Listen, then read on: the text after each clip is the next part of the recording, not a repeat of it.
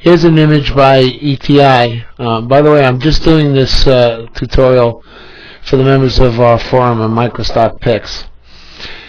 And I like this photograph. It's photographed very well. I like the she got really low to the ground, and I like the saturated colors. But we're gonna look at the clouds. They look a little bit too yellow to me. So watch what I do here to enhance this. The first thing I'll do is make a duplicate of the image there. And the next thing we're going to do is, let me bring this up here, is I'm going to create an adjustment layer photo filter. I want to get those clouds white, and they look a little yellowish to me. So I'm going to go down here to the cooling filter, the first one, which is filter number 80. Okay, and everything turns blue. This is the default. This is where we started out. Watch the clouds. We want to bring them up to white. And 9% looks just about right to me. Okay. That was before. That was after.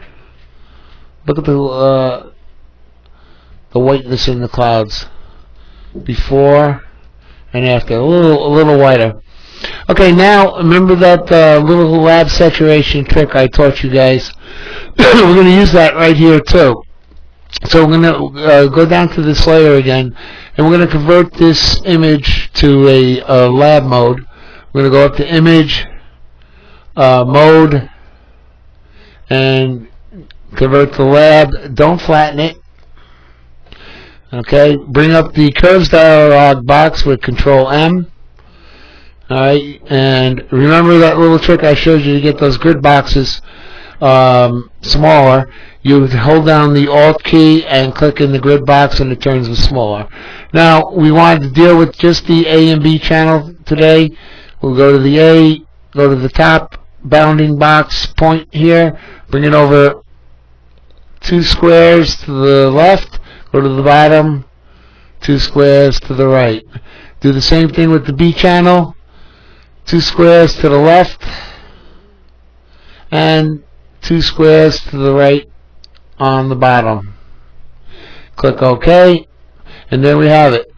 That was before, and that's after the curves adjustment.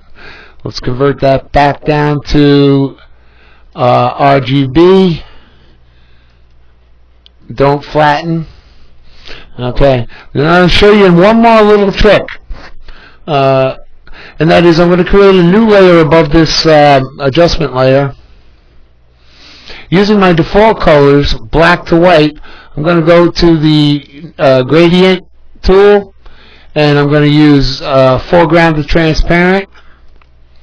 I'm going to the top of the image, holding down my shift key to get a straight line all the way down the image. I'm going to go right back down to here, and that doesn't look so good. But when I change it down to, when I change the blending mode to soft light, and let me bring this out here. See the difference? Look what it did to the clouds. It really brought them out really nice. And we can also control how much of that effect we want with the opacity.